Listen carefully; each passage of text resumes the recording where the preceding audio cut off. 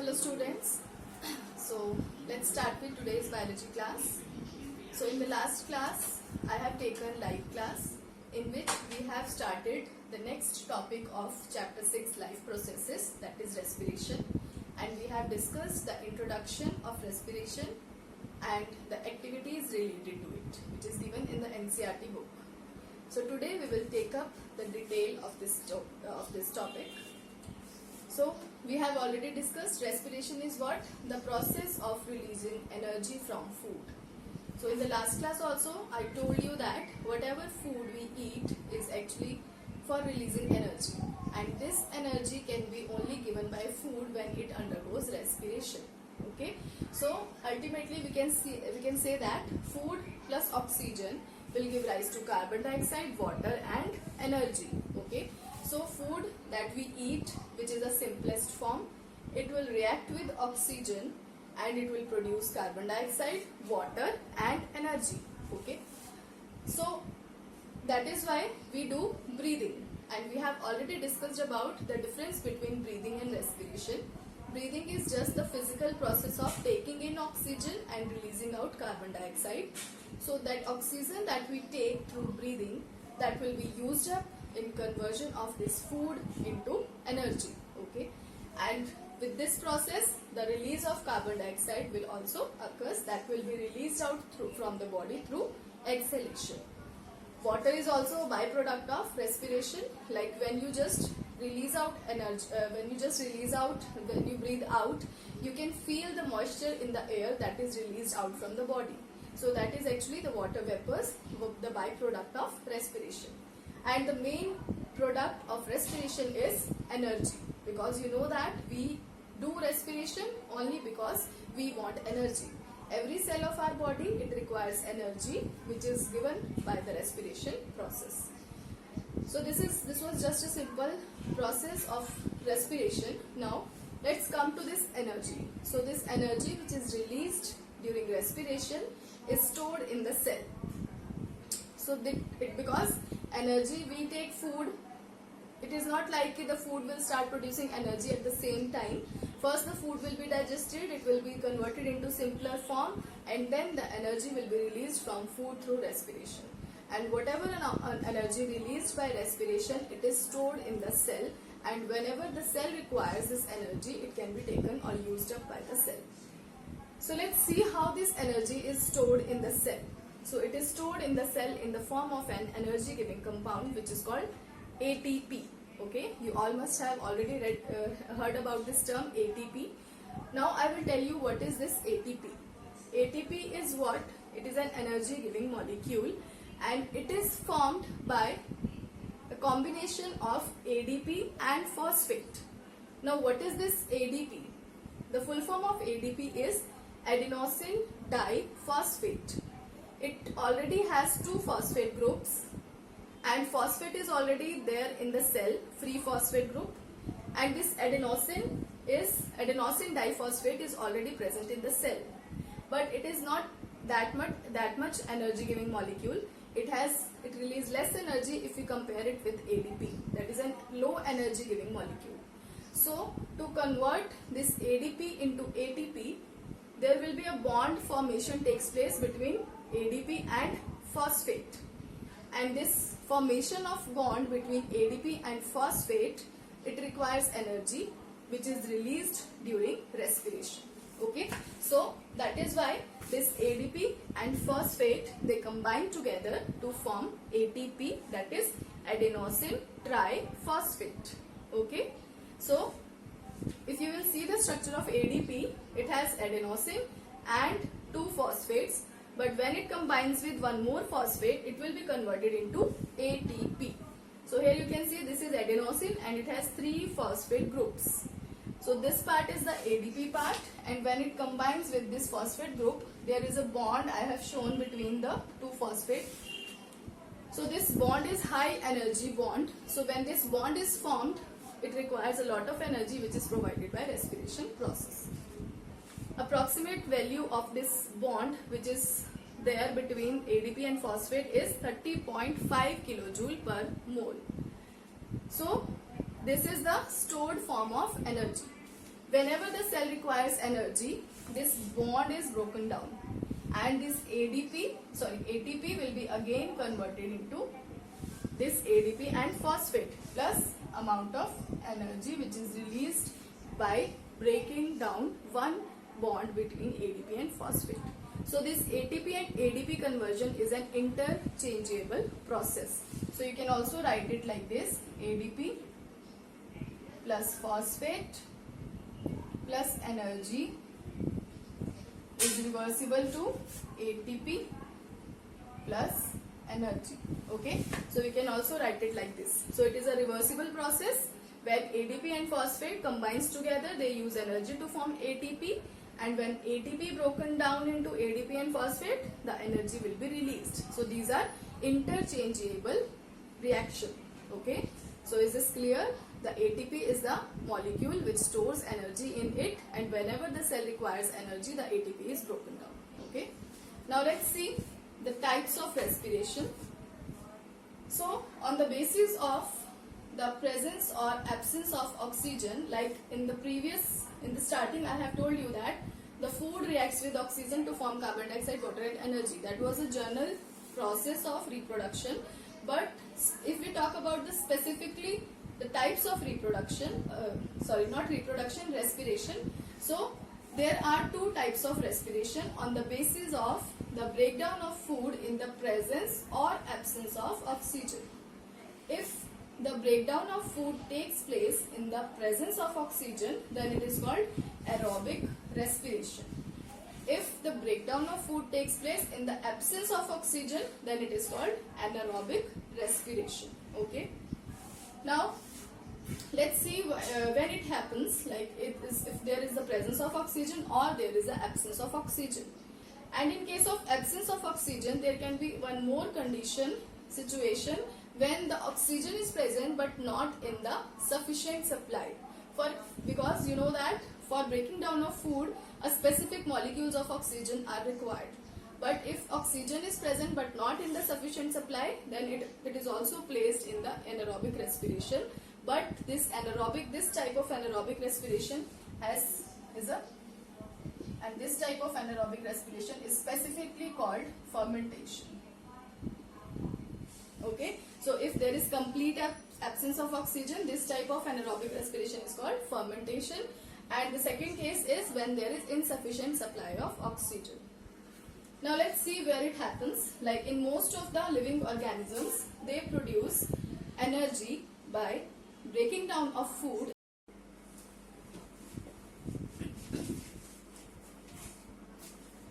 So let's see the further detailed process of the types of respiration. So before discussing the detailed reaction, let me first tell you about the steps in respiration. So the respiration process, as we have already discussed, it is a releasing of energy from food by oxidation. It actually takes place in 3 steps in the cell. Like you know, there are 2 types of cell, prokaryotic or eukaryotic.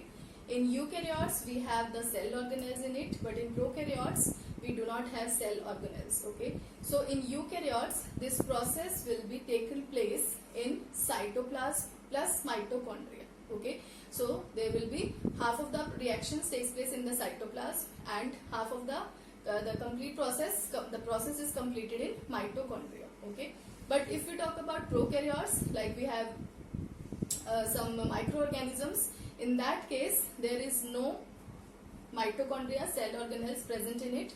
So in that case, the whole process will be completed in cytoplasm only. So first let me tell you about the steps in respiration, because generally we just write a simple reaction of respiration, but it is not as that simple.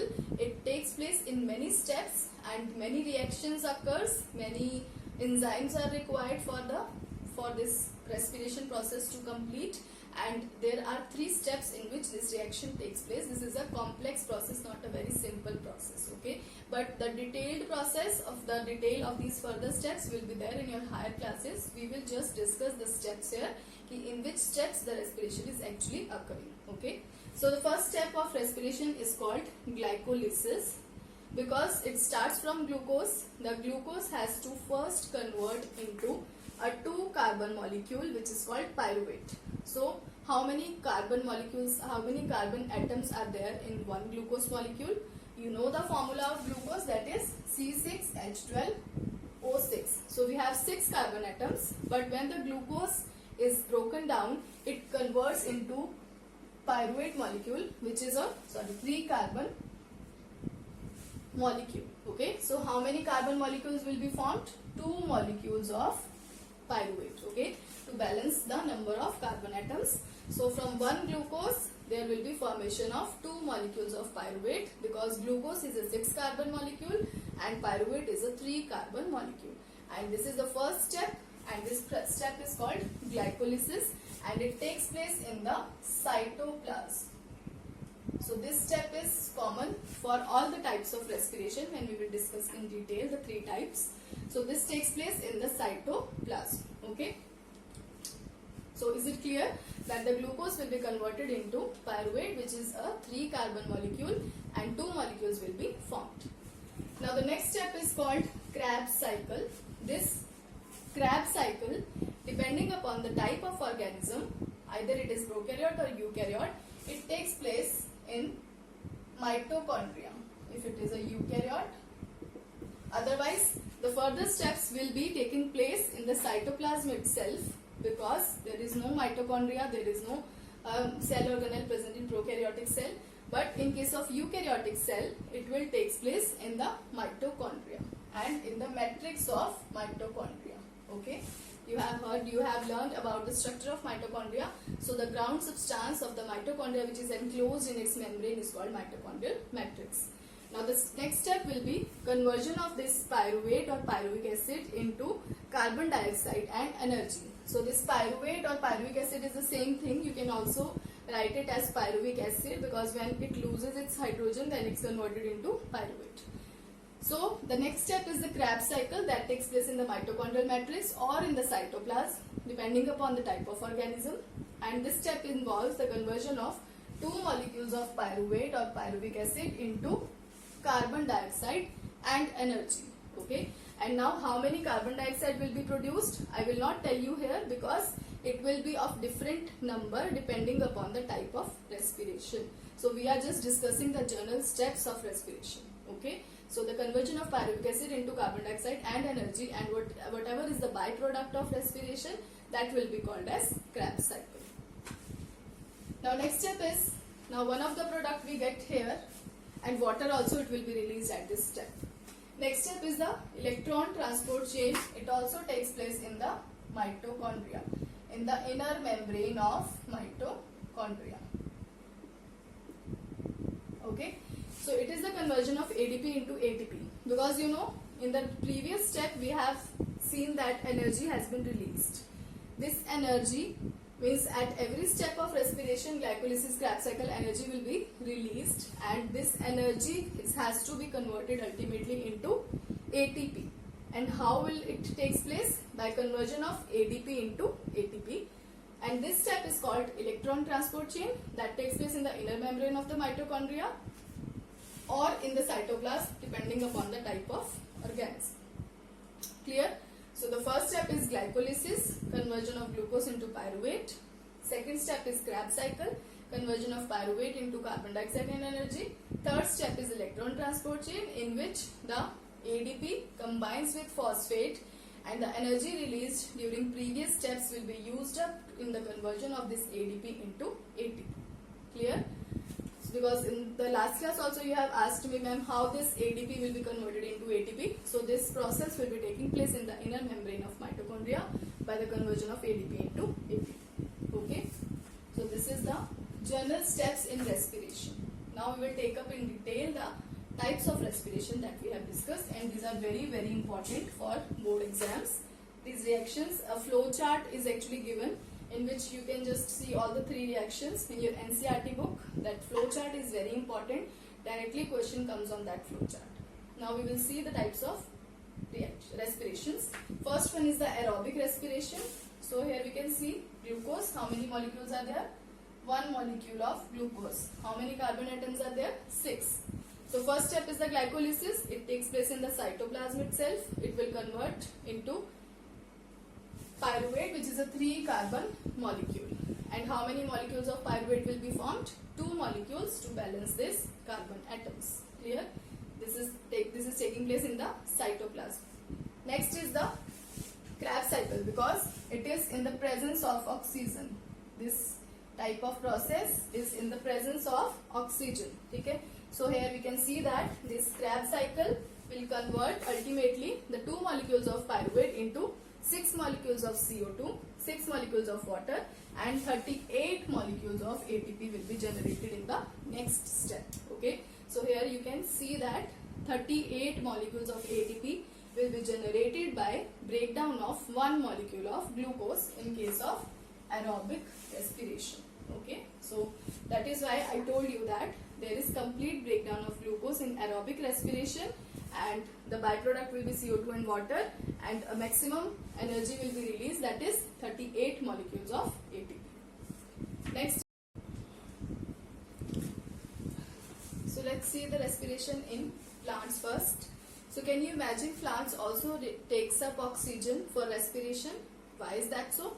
Because plants also are made up of cells. They also have to perform various metabolic activities, and these activities can be done only when the cells they get energy. Okay, so whatever the plant cells also take their own food. Though they can prepare their own food, they also take the food, they also use the food, they also undergo oxidation of food for production of energy, and for this process they also require oxygen. But the type of respiration, or you can say if you will compare the respiration in animals and respiration in plants, there are some differences between the respiration process. Let's compare the respiration in animals and in plants. So in plants, respiration is a slow process, but in animals it is a fast process. Because if you will see that in animals, if you take example of human, you can see that when we inhale oxygen, we exhale carbon dioxide. That is the physical process of breathing is very fast, and in the meantime that oxygen reaches to every part of the cell, every part of the body through blood, and they also take up oxygen in the back, and then they respire out carbon dioxide. Okay, and so that is why it is called a fast process in animals. But if we talk about plants, it is a slow process, but because the plants, they can also take in oxygen which is produced during photosynthesis. Okay, so if you will compare plants and animals respiration, in animals it is faster than plants. Next is all the parts perform respiration. For example, if you talk about animals, they do respiration as a single unit. Like for example, if we talk about human, we take in oxygen, and then this oxygen reaches each and every part of the body through blood. But if we talk about plants, the separate parts of the plants, they do their respiration separately. It is not like कि एक ही organ है plant में that will take up the oxygen and will transport this oxygen to other parts. No, it is not like that. Each different parts of the plants will perform their own respiration process. Okay. Next point is the little transport of gases, but in animals there is long transport. Obviously, we take in oxygen through lungs, and from lungs that oxygen is spreaded to all the parts of the body, and which means that the transport of gases takes place through the long distances. But in case of plants, as I have already told that each and every part perform its own respiration, so obviously there will be a little transport of gases required in case of plants. Okay, so this is the comparison of respiration between plants and animals. Now we will see how the plants do respiration. So the plants get oxygen by diffusion process. So you all must have heard about the process of diffusion, in which the gaseous molecules, they move from their higher concentration to low concentration. So oxygen movement inside the plants takes place by the process of diffusion, means from high to low concentration. Okay. Now we will see that the different parts, how do they perform respiration. As we have already discussed that different parts of the plants perform the respiration by their own. First we will see how the respiration takes place in roots. So roots, they take in oxygen from the air spaces present in the soil. So you all must have know that the plants, they grow in soil, and we have to mix the soil all the time. हम घर पे भी जब plants grow करते हैं, हम थोड़े थोड़े टाइम में soil को mixing करते रहते हैं, so that there can be the air molecules or oxygen molecules that may retain in the soil, because roots, they respire through the air spaces or the oxygen present in the soil. How does it takes place? Obviously by diffusion process. In all the three parts, the process will be same, that is diffusion. But the parts from where this oxygen enters in and carbon dioxide released out will be different. Like in roots, it will be root hair. Okay, so you can see this is the root, main root, and these are the root hair that is coming out from the main root. And the layer of this is called epidermal layer, which is the outer layer of root hair. So the air spaces which is present, these are the soil particles which are there in between, and so through these air spaces the oxygen concentration is more in soil. If you compare the oxygen amount of oxygen in soil, then in root hair there is high concentration of oxygen than inside the root. So this oxygen will be taken in by the root hair, and then this oxygen can be passed on to the every part of the root, or somewhat it can be also transported to other parts depending upon the requirement. Okay, so this is the diffusion through root hairs. Next is the stem. Now let's see how stem do respiration. There can be two types of stem depending upon the type of plant. If they are the plants are herbaceous, then obviously their stem is not very hard, very woody, very thick. Even it has stomata over its surface. You all must have studied about stomata already. So the stomata are the small openings or pores which are present guarded by guard cell. So in the herbaceous plants where stem is not very much woody or hard or thick, in that case the stomata are present over the stem, which can directly exchange the gases from outer atmosphere. They take in oxygen and release out carbon dioxide. But in case of woody stems, where the trees, like in case of trees, the stem is woody. So which structures are responsible for respiration? They are called lenticels. So what are lenticels? When you will see a tree trunk, there are some cracks you can see, which appears on the tree. So these cracks are actually what? These are the outer layer of the tree. The cells, they get broken down. So these openings through which the exchange of gases takes place through the woody stem is called lenticels. तो lenticels आपने देखा होगा, जो बड़े बड़े trees होते हैं उनका जो trunk होता है उनके बीच में cracks होते हैं. So these cracks are actually due to the breakage of the outer lining of the cells, so that there can be some space should be there through which the gases can be exchanged by the hard woody stem, because they do not have stomata like herbaceous plants. Okay, and the same process by diffusion, they take in oxygen and release out carbon dioxide. Next is the leaves. So leaves, you know that they have stomata over there on the surface through which they can exchange the gases. Now what is the condition when the leaves, because leaves are the site for photosynthesis also, and you know that in photosynthesis they release oxygen and take up carbon dioxide. So in that case there can be two conditions depending upon it is daytime or night time. So during daytime there will be photosynthesis, but respiration takes place whole day, either it is daytime or night time, because plant cells also require energy all the time. So respiration to daytime or night time दोनों पे होगा, but photosynthesis will be there only during day because of the presence of sunlight. So during daytime, if you will compare the rate of photosynthesis and rate of respiration, the rate of photosynthesis is more, because the oxygen which is released during photosynthesis, some amount of oxygen can be taken up by plants itself. अगर oxygen जो plants produce कर रहे हैं तो उसमें से वो थोड़ा सा oxygen खुद